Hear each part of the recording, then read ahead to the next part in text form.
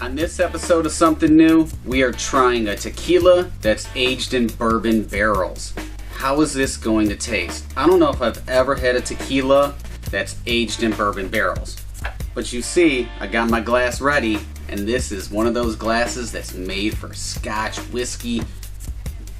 Watch this episode.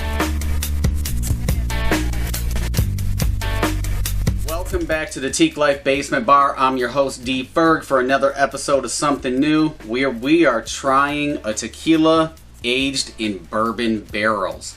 88 Tequila Reposado. Now, I know because you subscribe to the Teak Life YouTube channel, you saw us, me and my partner Ro, we tried 88 Blanco before. Really good Blanco. We're going to talk about this more in a few minutes. But, as you can see, my glass is empty. I am not a glass empty kind of guy. I'm a glass half full, because if we do a full glass, I'm going to get tore up, and this is probably going to be a really fun episode, and I might say something. So, we are just going to jump into it. Now, watching the other episode of 88 Blanco, you know, we talked about founder Harry Demon, and, you know, his love not only for great tequila, but it was also a love story that brought about this. I'm not going to revisit that because you have to watch that episode. We're going to flash it so that way you can just click on the end of this episode so you can watch it. But it's a love story of two kinds. So just watch that episode. But we're talking about a love for tequila. And you know I love tequila, but I've also been turned on to some good whiskeys and some good bourbons lately. And this, come on. Aged in bourbon barrels. So 1 year aged in a bourbon barrel, a reposado. So reposado means rested, añejo means aged. Extra añejo, I hope you can figure that out for yourself. If you can't, then this is probably not the channel for you. I'm just saying. We already jumped in to do the pour, but let's take a look at this color. You know, it is a beautiful, like, straw golden color. I mean, it's not ultra dark. It's still got some really good, you know, tones to it. I mean, the color is just magnificent. Just absolutely. You know, I know people would kind of look at this like a dark straw, and absolutely, but to me it's beautiful. I mean, it's taking on some of those properties from the whiskey barrel. Let's go into the aroma. So you get some floral tones. I mean, I get almost some fruitiness, and what's interesting is I don't know if I'm picking up some grapefruit. I'm definitely picking up the wood. So, you know, the bourbon, I mean, that's a strong aroma. That's a very powerful barrel that they're aging it in. But it is just a dynamic aroma. I mean, the nose on it is just fantastic. You know, and having a glass that's kind of, you know, angled so that way the aromas kind of rise and then they're funneled up into your nose.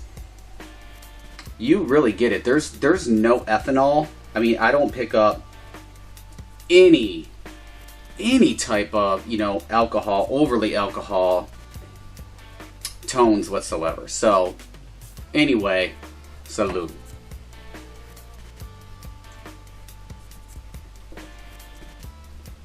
That's smooth. First one, and I always say it, and I'm going to keep saying it so that way you understand and follow me at home, but that first sip should be really to coat your palate. So that way, it kind of provides that base for the next sip that gives you everything. And this is where we get into, like, some of the flavors.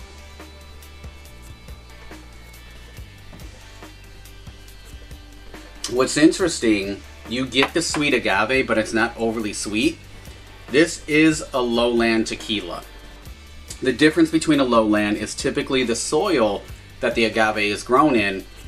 A little more mineral rich, so you get a little bit more earthiness, spiciness, but I'm not getting that. You know, a lot of the lowlands, traditional lowland tequilas, I'm not a big fan of because they're sometimes harsh.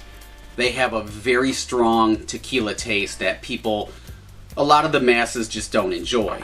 The new trend is more sweeter, more palatable, and it does depend on how, you know, the tequila is distilled, how the agave is cooked, and, you know, what temperature it is to retain those those sugars within the agave, because the agave is naturally sweet. That's really smooth. So I don't get a lot of spice or pepper on the back end. It's almost creamy. So you have like a buttery, you know, type of, I would say, flavor profile. Really good wood tones, almost a nuttiness like walnuts, pecan, you know, some type of nut like that, but a little vanilla too, which adds to it. So, you know, this really, a little bit of fruitiness too. So, like kind of a fruit like maybe grapefruit. And one of my favorite drinks is a Paloma. I'm going to have to talk about a Paloma in this one because this might be fantastic in a Paloma. Yeah, this is really good. This is a very good sipping reposado. I do not get any spice, burn, pepper on the back end of it whatsoever. It is just, it's really dynamic. Harry, well done. You know, we did the Blanco before. So, because this is aged in a bourbon barrel, I thought what we should do is actually cool it down. Just cool it down a little bit. But because I don't want to dilute it, we are going to use some Soapstone Whiskey Rocks. And, you know, Whiskey Rocks are really good because it's a, you know, it's one of those things that you don't want to dilute it too much. Now, with whiskeys, you can add like a couple of droplets of water to open it up, but an ice cube is going to carry a little bit more than that. We're going to do a fresh pour. I'll save that one for later. So we talked about the lowlands. Now the highlands are typically sweeter. And, you know, that's where a lot of them, you know, you get that really good sweetness. You know, a Blanco might have, or a silver, platinum, whatever you want to call it, could have those sweetness that carry over from the agave. Oh man, that is outrageous. That is absolutely outrageous because it is so smooth. It has so many good flavors coming out of it. I could sip this all day. However, talked about the Paloma because there are some fruity tones that I'm picking up with this, and I love a good Paloma. I believe that a Paloma is actually a very, very underrated cocktail here in America. And maybe it's an underrated cocktail because, you know, to me the proper way to make a cocktail is by using fresh ingredients. So typically a Paloma will use, you know, your tequila, lime juice, and a grapefruit soda. And a lot of times places will use squirt. I'm not a fan of pop. And for all you southerners, that means soda. Up here in the north we say pop. But I'm not a fan of pop or soda. So I like a good Paloma that uses grapefruit juice. I think it's really important of what you put into your cocktail. You know, if you have a great base, like this 88 Reposado, it's just going to make a fantastic cocktail. It's going to blend so much better. And for me, the sugars in a squirt, or I think the other one is Jarritos. I could be saying that wrong. But that's another grapefruit soda that actually is a little bit better. But to me, I would sip this. I would sip this neat all day long. Now we tried it neat, which I'm a big fan of. We tried it with Whiskey Rocks. I'm a big fan of. And, you know, we had, I guess, little brother, big brother, whatever you want to call. I don't even care. We have the Blanco sitting here. So, of course, I had to find a reason to pop this open again to just get a taste. Now, you know, the thing about it is, what I wanted to do is just kind of relay the message, like, because I've talked to people about tequilas, and they're like, okay, I don't drink the light liquor. You know, I only drink dark, or vice versa. And I have to break it down and say, okay, this is this. So this is just this aged in a barrel. And then you have that light bulb moment. And it's like, oh, I didn't know that. And I'm like, yeah, that's what it is. So to all you out there, this is just aged in a bourbon barrel for 1 year to get this. So it's not like you're really drinking a dark liquor like a, well, we won't say any names, but there's a difference. So it's still tequila. And that's what we're here to do. We're here to edutain you. Educate, entertain.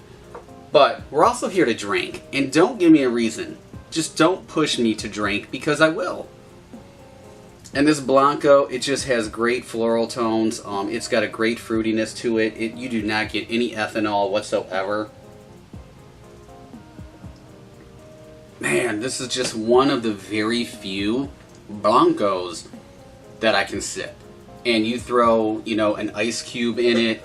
Man, I got one single rock. We're just going to cool it down. Now, there are some temperatures that, you know, are ideal for sipping tequila, and each one has, you know, a different temperature that you're supposed to sip tequila. Like, if you want to sip tequila. A lot of people like it in a cocktail. And hey, if you buy the bottle, I don't give a shit how you drink it. Just drink more. But yeah, that's phenomenal. I mean, I hate even using that for a cocktail because it's such a great base. But Harry, I mean, you've done it again. The Blanco was fantastic. The Reposado is definitely 100% Teak Life approved. And one of the things is, on the bottom here, they have 88 imprinted, which is a very nice touch. You know, looking at the bottle, I really like the bottle. It's something that you can grab easy, so bartenders in a fast-paced environment, this is an absolute benefit. It also has that heaviness, but you can still hold it like this, which is another key. Great solid wood cork, you know, on the top. It's just got a great presentation to it. And we're not done. In a future episode, you knew it was coming, the Añejo.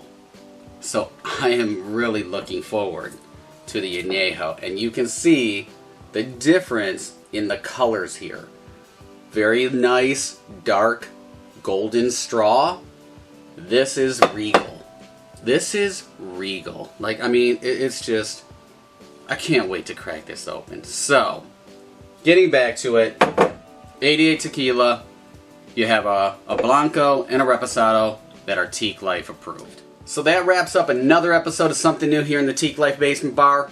88 tequila, killing it. I got the trifecta here. I'm going to go around the circle. I'll probably do a couple of fills because why not? It's fall. It's chilly out. I have nothing else to do. So make sure to follow us on social media. Facebook, Pinterest, Instagram. I don't know. There's probably social media I'm on I don't even know about. But make sure you follow us on them. And to make it easy, just go to teaklife.com where you can do all of that and contact us. Don't forget to like, comment, subscribe. Turn the, little bell indicator on YouTube so that way every time we upload a new video, you get a notification. Until then, I'm going to drink and we'll see you soon.